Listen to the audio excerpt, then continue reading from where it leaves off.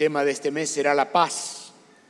Vamos a recorrer juntos un asunto tan deseado como la paz, y como tendremos también la oportunidad de cruzar el calendario con el nacimiento del Señor Jesús, nos va a dar oportunidad de entrecruzar estos dos contenidos de la venida del Señor Jesús a nacer a Belén con la paz.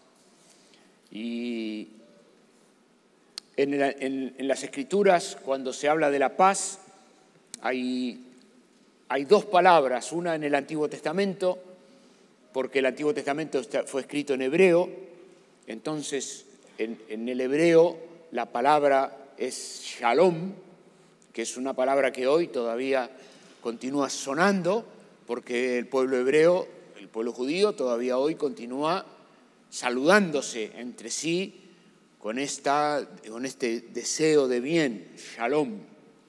Y en el Nuevo Testamento, que está escrito especialmente o mayoritariamente en el griego, la palabra griega para la paz es eirene. Y esta palabra eirene la encontramos también en alguno que otro libro, alguna otra que se refiere a este mismo concepto bíblico acerca de la paz. Nosotros compartimos una sociedad que anhela la paz, que busca paz y que tiene una aspiración de paz.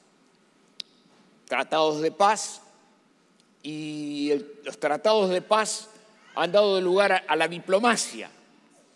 Toda la diplomacia, la cancillería de cada país está ahí pensando en la paz. Y las Naciones Unidas son un ambiente internacional donde los países envían embajadores para discutir asuntos de la paz. Y cuando digo las Naciones Unidas, estoy también a las organizaciones más continentales que reúnen a los países para discutir y garantizar la persistencia de la paz. Y cuando pensamos en el funcionamiento de la justicia en un país, la justicia en el país tiene como objetivo, ofrecer paz, porque resuelve y participa de litigios, y cuando se presentan tensiones en el campo social o en el campo familiar o en el campo de los negocios, y hay entredichos, los jueces y los fiscales y los abogados están trabajando para conseguir justicia, que es la prima hermana de la paz, porque no hay paz posible si no hay justicia. De modo que, si nos ponemos a repasar, mucha de la actividad que desarrollamos durante nuestra vida diaria tiene que ver con la cuestión de la paz y la permanencia de la paz. Y si venimos a una mirada más cortita, más micro, en casa papá y mamá están para que haya paz. Y especialmente donde el Señor envió 2 o 3 hijos. Es inocultable que la mami y el papi están a la mañana, de mañana a la noche, buscando garantizar que en casa haya paz. Porque si la mamá y el papá se van, más de uno va a tomar buena cuenta de los almohadones en casa, como para decir algo. La paz es un bien escaso que todos anhelamos, porque hemos también descubierto que dentro de nosotros mismos hay contradicciones que nos molestan en cuanto a sentirnos en paz con nosotros mismos. Y no sé qué me pasa, pero estoy inquieto. Y hoy en día no cuesta mucho encontrarnos con un adolescente o una joven que venga y diga: yo estoy teniendo vértigo, o ataques de pánico, o impulsos de miedo, o cuestiones que están en el contraste de la paz. Bueno, la palabra hebrea de shalom es un poquito más que pensar en la ausencia de un conflicto. Hay paz porque no hay problema, y cuando no hay problema hay paz. La palabra shalom es más allá que la idea de la ausencia de un conflicto, porque paz es el nombre que se le pone en la esquina al cementerio.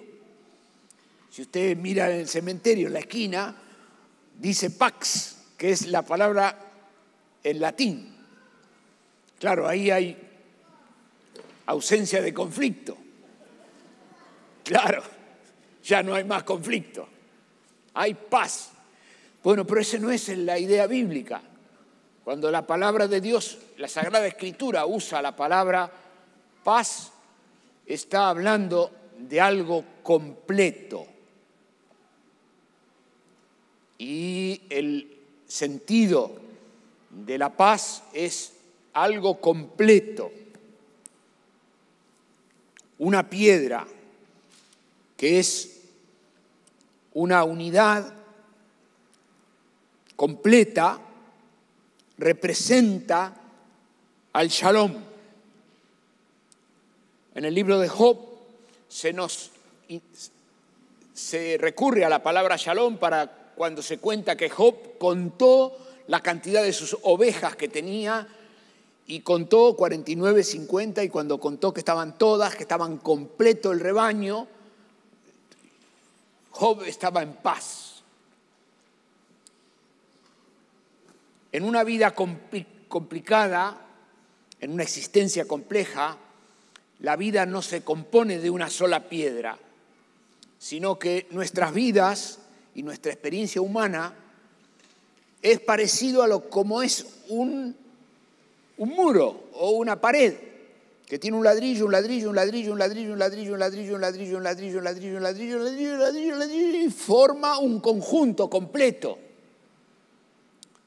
Shalom es el muro completo al cual no le falta ningún ladrillo, o que ningún ladrillo se dispersó, o que ningún ladrillo se rompió, o que ningún ladrillo se distanció.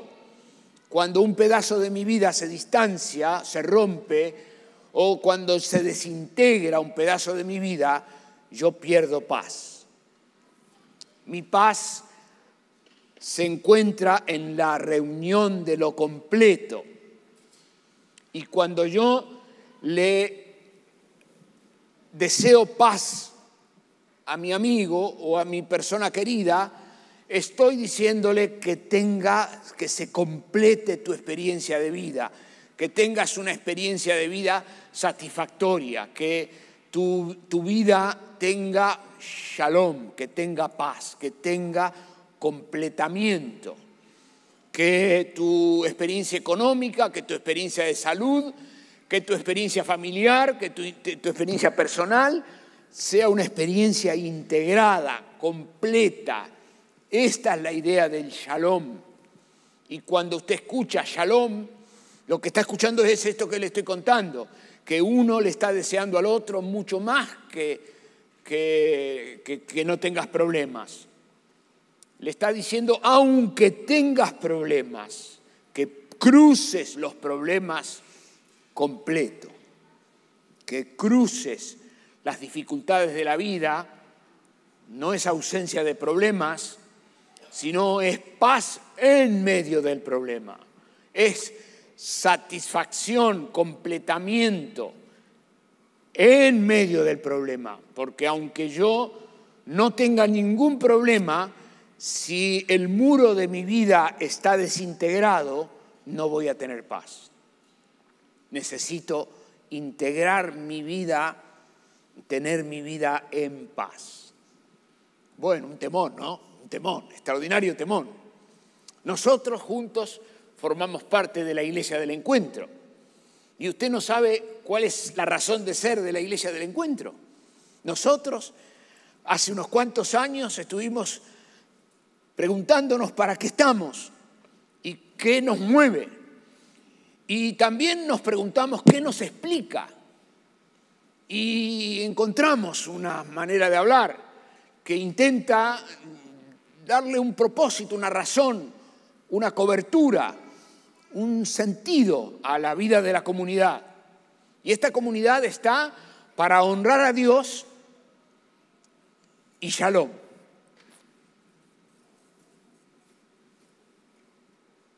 Está para honrar a Dios.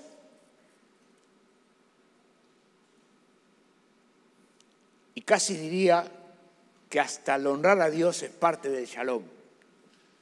De modo que,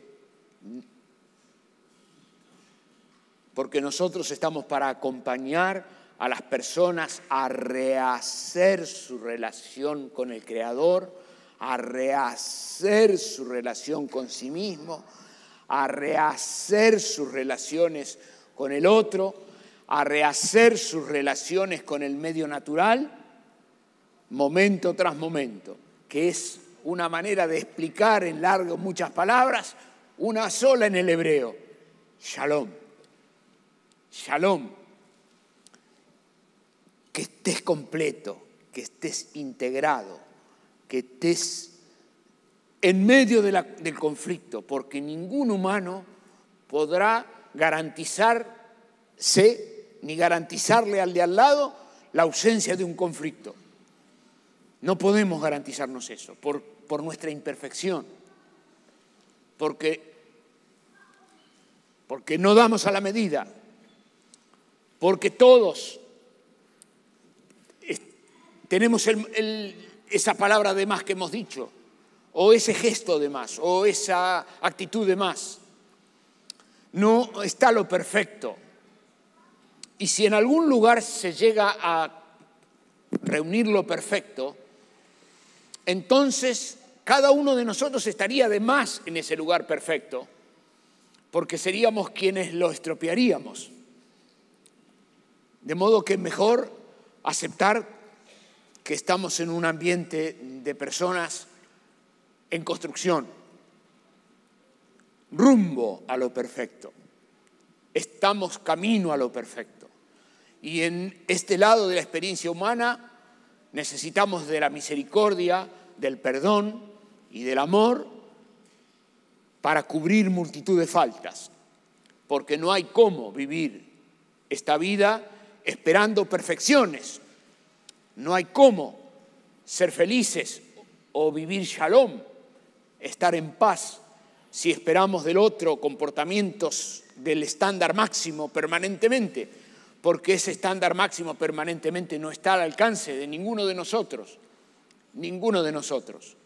Y si alguno tenía una expectativa muy alta, se va a sentir defraudado, como todos tenemos que vivir en la vida el proceso de sentirnos defraudados porque mi otro no da la medida que a mí me parecía que tenía que dar, o no contesta como a mí me parecía que tenía que contestar, o como a mí me parece, o como él tendría que haber, decimos así, nos explicamos así. Él tendría que haber, y decimos ahí una serie de cosas, como esperábamos, la expectativa que teníamos de su comportamiento. Y esa diferencia entre lo que esperábamos y lo que pasó, lo tenemos que saldar perdonando. Y el Señor nos llama a perdonarnos. Y nadie va a aprender a perdonar si no vive en comunidad. Porque aprender a perdonar se aprende perdonando. Y para perdonar tenemos que tener a otro que falle. Y es perdonando que nuestra vida recupera shalom, recupera paz. Porque perdonar es reintegrar, es volver a integrar. Quisiera invitarte a leer un texto en Colosenses, el capítulo 1, donde es el apóstol Pablo que nos habla acerca de este asunto de la paz. Y para llegar al punto del shalom, que como estamos en el Nuevo Testamento, en la original del Nuevo Testamento está escrito en griego, entonces está utilizada la palabra eirene. Es el apóstol Pablo que hace un recorrido muy preciso para instalar el concepto y colocarlo bien, la enseñanza acerca de la paz. Y quisiera invitarte a comenzar la lectura en el versículo 15. Colosenses capítulo 1, verso 15. Y es el apóstol que está apuntando a la persona del Señor Jesús. Y dice, el Señor Jesús es la imagen del Dios invisible. El Señor Jesús es el primogénito de toda creación, porque el Señor Jesús es el primero, estoy haciendo un paréntesis, es el primogénito porque es el primero que nació de una virgen, primero. No hay nadie que nació de una virgen, no hay nadie bajo el sol que nació de una virgen, y lo tengo que decir de nuevo, no hay nadie de nosotros, ninguno de nosotros que nació de una virgen, nadie, solo el Señor Jesús. Y es el Señor Jesús el primero de la creación que vivió una vida terrenal sin pecar. No hay nadie de nosotros que vivió una vida completo, permanentemente, momento tras momento, completo. Nadie vivió shalom todo el tiempo, nadie bajo el sol. Es el primogénito de la creación, porque no hay nadie como Él, no hay nadie comparable al Señor Jesús. Nadie era sano psicológicamente hablando como la persona del Señor Jesús. No hay ninguno bajo el sol, no lo hubo nunca. Alguien psiquiátricamente sano como era el Señor Jesús. El Señor Jesús era una persona absolutamente equilibrada en sus emociones, es primogénito de toda creación. Es una persona absolutamente sensata en todos sus razonamientos. Era el primogénito de toda creación. En su razonamiento no hay nadie como la persona del Señor Jesús. La imaginación del Señor Jesús era una imaginación pura, como nadie tuvo jamás bajo el sol. Ninguno de nosotros tiene una imaginación shalom como la persona del Señor Jesús. El Señor tenía una imaginación pura, controlada. Su conocimiento era un conocimiento pertinente, dejando de lado todo otro conocimiento. Nadie tuvo el conocimiento cabal, la cabalidad del conocimiento, como lo tenía el Señor Jesús. El apóstol Pablo, ahora a los colosenses, nos dice, el Señor era el primogénito, porque es el primero que murió una muerte sustitutoria, el único que murió una muerte por los demás. Apenas alguno osara morir por el bueno, decía Pablo a los romanos, pero Jesucristo murió una muerte por el injusto, por el impío, cuando nosotros aún éramos sus enemigos. Él murió por nosotros, es primogénito, no hay nadie como Él. Y la cita la puedo concluir diciendo que no hay nadie que haya resucitado de los muertos. Nadie resucitó de entre los muertos para nunca más volver a morir. Jesús es el único. Primogénito, es el primogénito de toda la creación. Verso 16, porque en Él fueron creados todas las cosas que hay en los cielos y en la tierra, visibles e invisibles. Está hablando de la persona del Señor Jesús. Sean estas tronos, sean dominios, sean principados y sean potestades. todo fue creado por medio de Él y para Él. Y todo lector de la Sagrada Escritura le viene ahora a la mente inmediatamente el decir que este mismo apóstol a los Efesios nos dice que no tenemos lucha contra carne y sangre, sino contra principados, contra potestades, contra gobernadores de las tinieblas de este siglo, contra huestes espirituales de maldad en las regiones celestes. Y entonces Pablo a los colosenses nos dice algo, Shalom. Y el completamiento que el apóstol Pablo nos dice es que aún los principados y las potestades que hoy están funcionando rebeldes a Dios, atacándote y atacándome por mi fe en Jesucristo, buscando minar nuestra fe y nuestra comunión de los hermanos y minar nuestras certezas en cuanto a nuestra pertenencia al plan de Dios, por la cual nosotros luchamos contra principados y aún ellos, esos principados y potestades, fueron creados por el Señor Jesús, por medio de Él y para el Señor Jesús.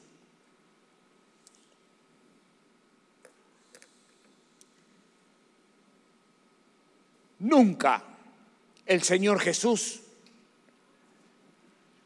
recibiría la gloria que recibe de parte de la creación y la gloria que el Señor Jesús ha de recibir por los siglos de los siglos, de boca de los que hemos sido rescatados por la sangre de Jesucristo, hemos sido lavados, bautizados en el Espíritu Santo, llenos del Señor, viviendo una vida para la gloria de Él, esperando su próxima venida, que hemos de estar para siempre con Él en el cielo, alabándolo al Señor. Nunca Dios hubiera recibido la gloria y la majestad del imperio, la potencia de parte de la creación, si Dios no hubiera traído también, dado permiso a la existencia del mal. Dios ha autorizado la rebelión de Satanás y Dios ha permitido el pecado en Adán y Eva, y Dios en su misericordia, habiéndole dicho a Adán y a Eva que el día que comieran del árbol de la vida, de la ciencia del bien y del mal en el huerto, ciertamente morirían, en su gran misericordia Dios ha estirado su sentencia, que ciertamente morirán, hasta nuestros días. Estiró la sentencia de ciertamente morirán no se ha concretado aún. Y nosotros diariamente nos levantamos al ver la luz del sol y le damos gracias a Dios por un nuevo día de vida, porque el hecho de que estemos vivos es una prueba de la misericordia de Dios, que en el Edén sentenció que el día que el hombre comiera de ese árbol ciertamente moriría. Dios ha extendido su misericordia en la persona del Señor Jesús para redimirnos de todo linaje, de toda lengua, de todo pueblo y de toda nación, para hacer entre todos un pueblo propio que, conociendo la verdad, siendo libres por la verdad, vivamos para la gloria de su nombre y adoremos al Dios vivo y verdadero, nos alegremos en su santidad y leamos juntamente con la palabra que en Él, que Jesucristo es el primero de toda la creación y que Él es el creador de todas las cosas conocidas y de todo lo que se ve y de todo lo que no se ve, sean estos principados, potestades, todo fue hecho por medio de Él y para la gloria de Él. Y yo estoy seguro que aquí, entre quien escuche, le va a quedar una serie de preguntas por lo que acabo de decir, que juntos vamos a completar en el cielo mañana a la mañana. Hay una serie de preguntas que tenemos los caminantes al cielo que no podemos saciar en nuestra dimensión de carne y sangre, que hemos de tener perfectamente completas mañana a la mañana cuando estemos en la presencia del Señor. pero la lectura continúa en Colosenses capítulo 1. Verso 17. Y en el Señor Jesús, y el Señor Jesús es antes que todas las cosas, y todas las cosas por la persona del Señor Jesús permanecen, subsisten. Todas las cosas, las estrellas, los tamaños grandes y los tamaños pequeños. Todo subsiste por la persona del Señor Jesús. 18, el Señor Jesús es, ¿usted tiene ahí para leer? Dice, y el Señor Jesús es la cabeza de su cuerpo, que es la iglesia. Él, que es desde el principio, y el primogénito de entre los muertos, para que en todo el Señor Jesús tenga el primer lugar, para que el Señor Jesús sea digno de nuestra adoración, para que el Señor Jesús sea digno de que nuestras rodillas se doblen y nuestras bocas confiesen, Jesús es el Señor, Él es el primero, Él es el principio, Él es el sustentador y el dador de toda dádiva. Toda dádiva, todo don perfecto viene de la persona del Señor Jesús. Pero el apóstol Pablo va a rematar ahora y con nuestro tema. Nos va a rematar nuestro tema.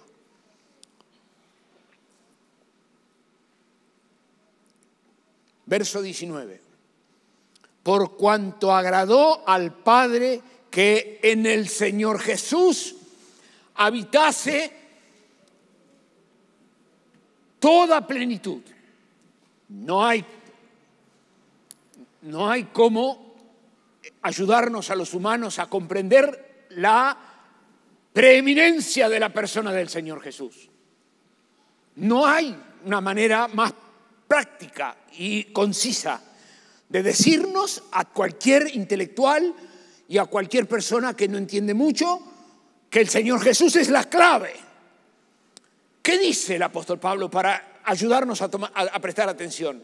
Dice que en el Señor Jesús habita toda plenitud. ¿De qué? De conocimiento en el Señor Jesús, de ciencia en el Señor Jesús, de poder en el Señor Jesús.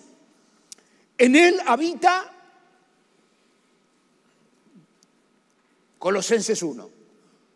Estamos en el verso 19.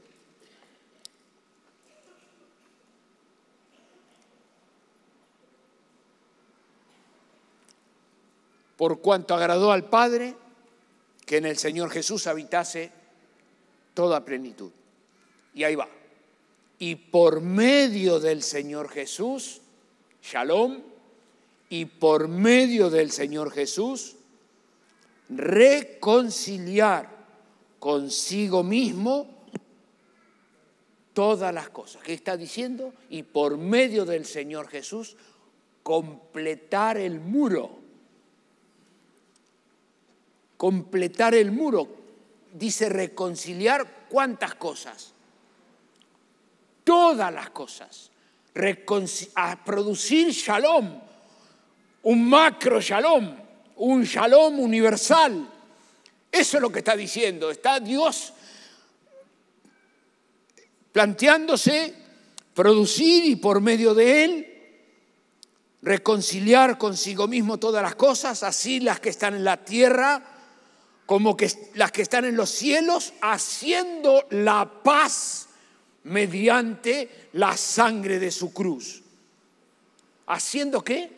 Haciendo shalom mediante la sangre de la cruz. De modo que el apóstol Pablo nos ofrece a todo caminante al cielo un cuadro bellísimo acerca de la preeminencia de la persona del Señor Jesús, de lo único de la persona del Señor Jesús, de la superioridad, porque al Padre del cielo le pareció que en el Señor Jesús habitara toda plenitud y que hiciera la paz mediante la sangre de la cruz. Querido hermano, nosotros esta mañana hemos estado aquí haciendo memoria de la obra de Jesucristo. Y la memoria que cada uno de nosotros hacemos es una memoria histórica, porque hacemos memoria de un Jesucristo encarnado, hacemos memoria de un hecho consumado objetivamente sobre un monte de Jerusalén, y hacemos memoria de la persona, del cuerpo del Señor Jesús en la historia, que está siendo crucificado a nuestro favor y a tu favor y a mi favor. La obra que el Señor Jesús consumó en la cruz tiene vigencia hoy, porque hoy, todavía mediante esa sangre derramada, Dios produce paz. Paz, paz, que no es ausencia de conflicto, sino que es paz que es completamiento, paz que es integración, paz que es fuerza, que es poder. La paz que Dios da es poder. Y cuando las Escrituras hablan de poder, se refieren en un sentido distinto al que a veces usamos acerca del poder de Dios. El poder es muy parecido a lo que ocurre en una pulseada, cuando ponemos con otro a pulsear. Hay uno que puede, el otro no puede. Hay uno que puede más.